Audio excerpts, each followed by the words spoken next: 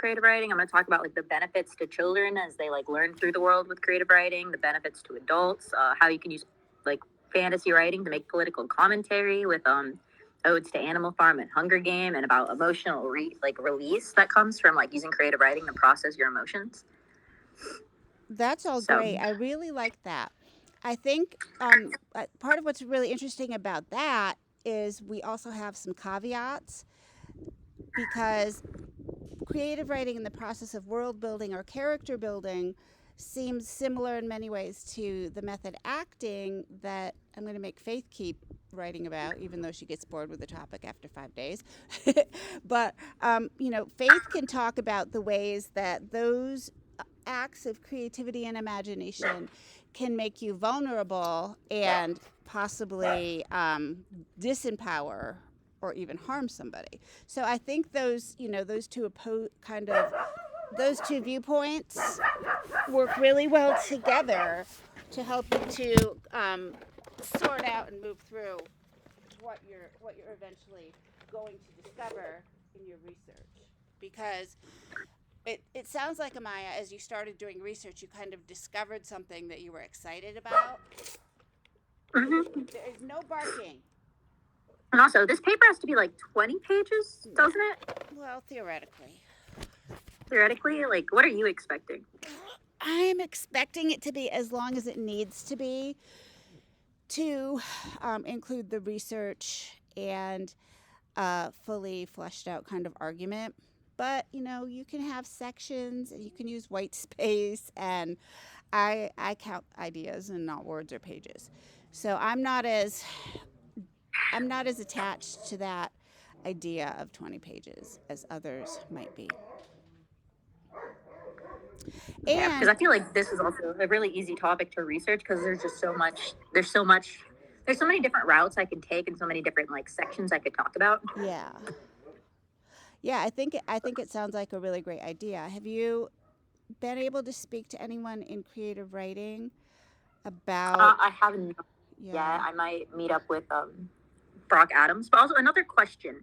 This is completely unrelated, but as like a senior, do I have to have like a meeting with my advisor about Graduating? classes for next year? Yes. Okay, I haven't done that. Okay, I should probably email him. Yeah. You Even though I'm do? not taking classes next year. Oh, are you graduating? Yeah, this is my last semester. You're graduating in December. Yes. Okay. You have done your application to graduate on Self-Service Carolina? Yes. Okay. And you've met with Dr. Williams to make sure. No. Okay. I would suggest perhaps meeting with him to make sure that you're all good. But if your graduation application was approved, I'm not sure that you need to, because that would be kind of doing the steps backwards. Okay. I might have met with them and I might have just forgot because Yeah. my memory is like not that great. Yeah. Because I know I submitted it and I talked to Brock Adams and we went through Mhm. everything. I have all the classes I need, so I did all that. Okay, so you're all set, and they accepted your application because they'd reject it if it wasn't complete. Columbia would say no, sorry. I know mine was like a bit of a mess because I had the wrong major for mine, but Oh, I was okay. told I just had to submit it and they would figure it out. Okay. Yes. You can still walk in December even if they have to sort out the paperwork. So, don't stress about that. And I let like George Williams and Brock Adams know, and they said like that was fine. Okay. Yeah, so you should be good then. So, really Right. your hoop to jump through is just moving forward with the paper and finishing up the rest of your classes. So, like I said, we're working on annotated bibliography, and I just copied a little bit of this idea from listening to the recording, but I'm going to cite this in my bibliography as a book. And to find out how to cite everything correctly, I just recommend looking at Purdue OWL, and I'll show you that link, and I'll add it in just a minute, So I'm just going to pretend this is a print book, and maybe someday I'll find the page. So, Never Say You Can't Survive, also a song by Curtis Mayfield. And I'll have to look up the publication information. If you're using APA, you would put Anders CJ because they don't use full names, and then the publication date. And I think it's 2021 or 2022. So, So we have to use APA for this paper? oh, I don't care what you use. Oh, okay. Word. I think that the purpose of using APA or MLA is to emphasize that in professional settings, you sometimes have to do really annoying, picky, stupid things to conform to the expectations of an organization and whoever flies the flag of that organization. So, that it just is, that's just how it is as part of professionalization. I always thought it was really weird that we had to like memorize and we weren't technically allowed to use citation machines when it changes like every year. That was always so weird to me growing up. Well, the only thing about the citation machines is that they make mistakes. Yeah, So, you just have to like look over it, but it's good for getting the general format. right, yeah. So, yeah, because I always use the citation generators for the library. And for me, looking over it doesn't really help because I'm dyslexic and I honestly just cannot see the minute particulars of citation systems. I've So, always used citation machines, and I've never had a professor look so deeply into it that they pointed out a mistake. well, some of them can. I can't. So, I can't either. I feel like if you have the name of the author and the correct publisher and publication date, and I personally find page numbers really helpful, which is why I don't like to do online books or audiobooks in the citations because I feel like you have to go and look at that page if you're really. The point of citations is that other people can look at your research and learn more about it, and therefore I think actual page numbers are great, but hardly anything has a page number for real anymore because it's like I've seen a lot of people like with articles and stuff. They use like paragraph number, which I find helpful. yeah, that is helpful, but I don't know if that's official. Let's look at the Purdue I Owl think it's website. beneficial sometimes, and then not others because they change it all the time for whatever reason. I've Yeah, had some professors ask for it, some asked not to do it. yeah. So Purdue Writing Lab is free and it always allows up to date versions of how to cite things. And it also has some pointers about research. And now, as you can see, it's also been monetized so that you can look at a Metamucil commercial if you really want to. But whether you want to use the style you use doesn't matter to me. I guess theoretically I should use MLA because that's what we're supposed to do. But they have the style guide right in here. So it's a lot easier to look up the way that you can create a bibliography. So let me see. Works cited for periodicals, works cited for books. And MLA wants, so they have, and I also like reading all this information doesn't mean anything to me anymore. Last name, first name, title of book, city of publication, publisher, and publication date. City of publication should only be used if the book was published before 1900. If the publisher has offices in more than one country, or if the publisher is unknown in North America. I don't know if the publisher has offices in more than one freaking country. Give me a break. Nobody wants. Okay, so yeah, I guess we can just use the publisher, which I would have to look up. And you could probably, I mean, Google Books is a good way to look up that stuff. And I'm pretty sure that it came out on 21 or 22. So I'll go to Google Books. They might even have excerpts so I could find the right page number if I was super lucky. Oh, no, I don't want Google Play. I just want Google Books. Okay, well, let's see what happens here.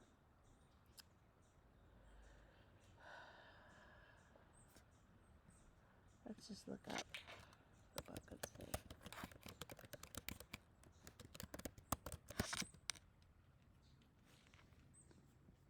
So here is the ebook. And we can look at a free sample, which probably still won't have the page number because it is a winner of the Hugo Award for the best related work. Okay, sorry. It's an ebook. It probably still doesn't have page numbers. Aren't they going to give us any publishing information? Is it not an actual print book?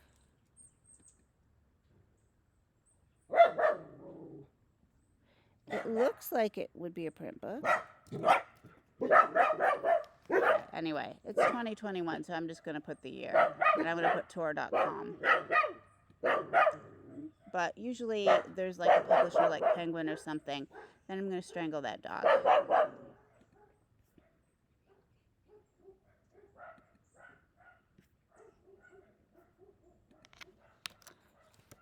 Did it say that we're supposed to put the title of the book in italics? I thought you were supposed to do that. They probably changed that too. Container titles. I don't know what that means. Okay, so it looks like it is still in italics, even though the stupid directions didn't have that. And I'll put in 2021.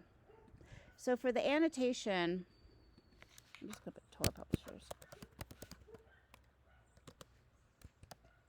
Actually, I think they want commas for MLA too. Nope. Just comma after the name of the publisher.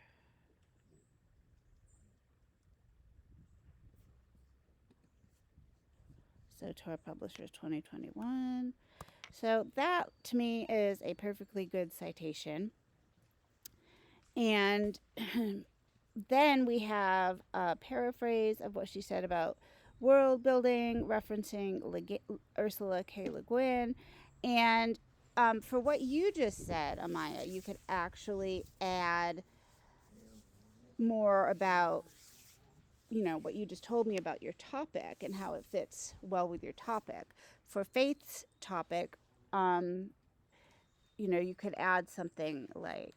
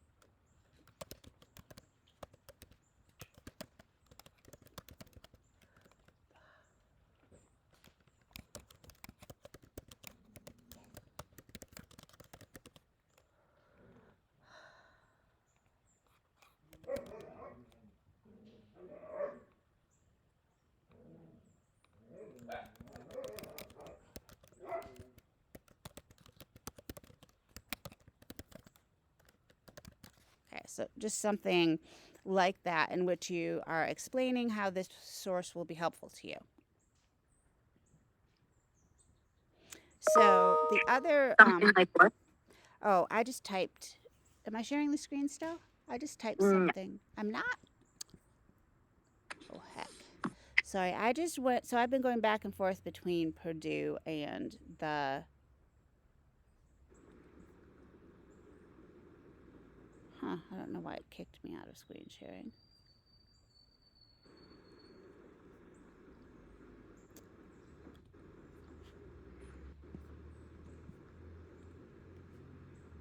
Okay.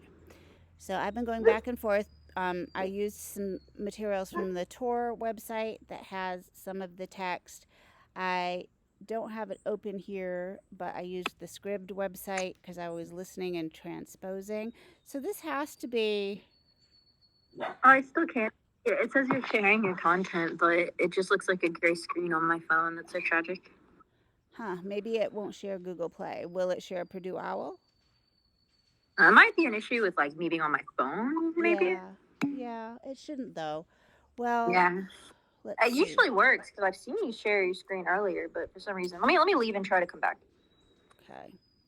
And then so I listened to Scribd, I transcribed, I looked up on Google Books, and I created the entry. But then I also used the website from Tor.com and found an interesting quote that also relates to the topic we've just discussed, which is you don't have to think of yourself as an activist, but imagining a different reality. So in your case, Faith, I would probably put this excerpt before the next excerpt, and we can switch over to Purdue to find out how to quote a website or an essay on a website. So I was just looking at book with one author, and then we want to look at other common sources. All right, I can see it now. Okay, good. So we're looking also Oh, at if you're speaking, I can't hear you. This is so sad. I don't say things that are that important, don't worry. Let's see, speeches. Where's the website nonsense? A photograph, a song, a film, a show, TV series, a podcast, a digital file. Why don't they have website? Did I somewhere you can they have a very simple how to cite a website or an essay on a website kind of thing. But website, yeah. Oh wait, cite your source. Oh, okay, automatically. Yeah, all right. I'm going to cut and paste the website then. That will be easier. Yes, Otto, I know this is very exciting, but if you knock my computer over. I can either see or not hear, or hear and not see. It's so weird. Huh. I just realized they have a citation generator on Purdue Owl, too.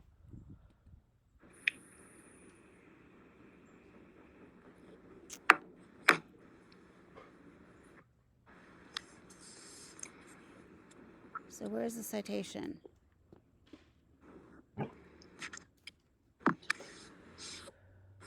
Okay, that's what they found, but then how do I put it on the... Do I just copy the stuff?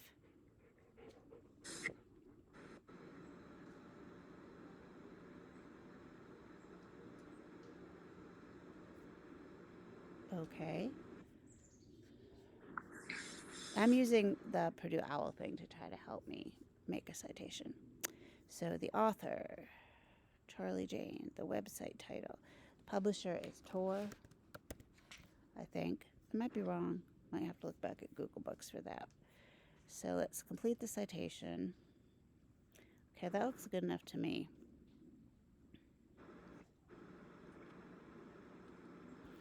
And I'm going to paste it right up here above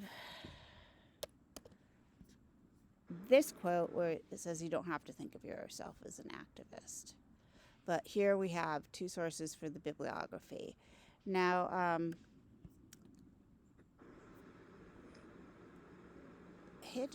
I still have to figure out, I still didn't find that stupid movie about Alfred Hitchcock, but that would be a really good counter argument that you could use, Faith, in terms of acting. So although this is a direct quote, and you'd probably want to break this down a little bit for the annotated bibliography citation, and I don't want to do this all on video, but you can pull out some of this material about controlling the narrative and building a world of stories. However, something different happens in acting where imagination isn't always a form of resistance to domination and oppression. That, I don't know, that argument does not seem to work in terms of that actress who worked with Hitchcock, Kim Novak. So, that's just a topic to think about and discuss a little tiny bit in your annotated bibliography, but perhaps a little bit more in your